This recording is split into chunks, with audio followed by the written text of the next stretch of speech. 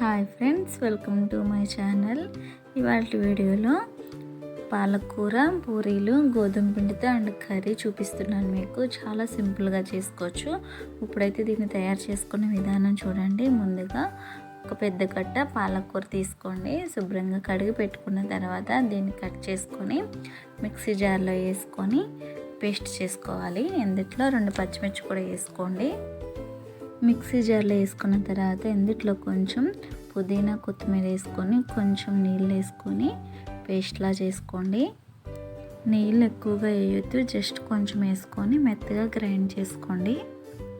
ఇలా మిక్సీ పట్టించేసుకున్న తర్వాత ఒక గిన్నెలో 1 కప్పు గోధుమ పిండి వేసుకొని ఆ గోధుమ పిండిలో కొద్దిగా సాల్ట్ వేసుకొని మనం చపాతీ పిండి ఎలా అయితే కలుపుకుంటామో అలానే మనం ఇప్పుడు పేస్ట్ చేసుకున్నాం కదా పాలకూర, అది ఇందులో వేసుకొని చపాతీ పిండిలా కలిపేసుకోండి. వాటర్ని మనం ఇంకేం అవసరం ఉండదు, మనం ఈ పేస్ట్తోనే కలుపుకోవాలి.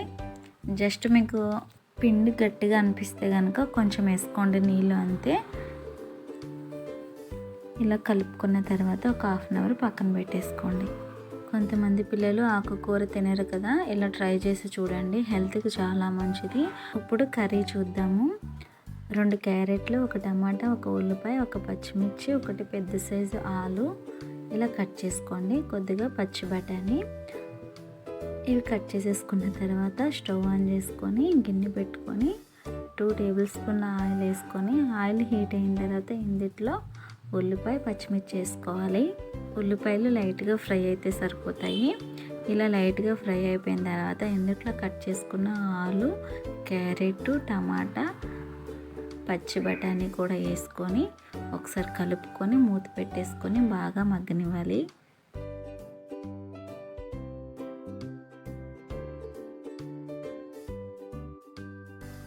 ఇలా మగ్గిపోయిన తర్వాత ఇందులో ఇప్పుడు రుచికి సరిపడా సాల్ట్,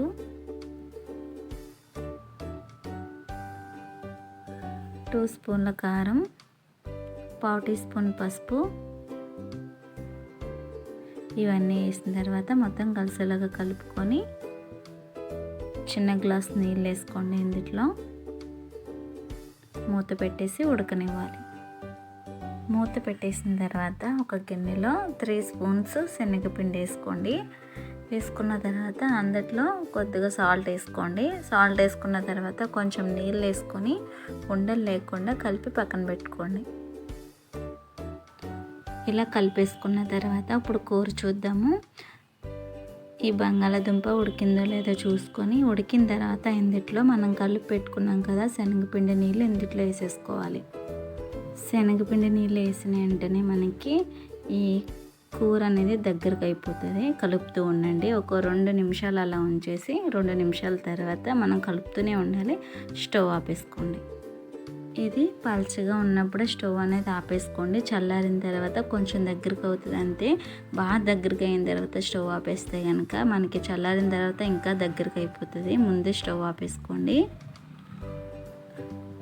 చూడండి, ఇలా ఉన్నప్పుడే స్టవ్ ఆపేసుకోండి. దీనిపైన మూత పెట్టేసుకొని పక్కన పెట్టేసుకుందాము. ఇప్పుడు చపాతీలు చేసుకోవాలి. ఇలా చిన్న చిన్న ఉండలుగా తీసుకొని కొంచెం పిండి తీసుకొని ఇలా పూరీలాగా అన్నీ చేసుకోండి. ఇలా అన్నీ చేసుకున్న తర్వాత స్టవ్ ఆన్ చేసుకొని డీప్ ఫ్రైకి సరిపడా ఆయిల్ పెట్టుకొని హీట్ అయిన తర్వాత చేసుకున్న పూరీలు ఆయిల్లో వేసుకోవాలి. మనం పూరీలు ఎలా అయితే వేయించుకుంటామో అలానే వేయించుకోండి.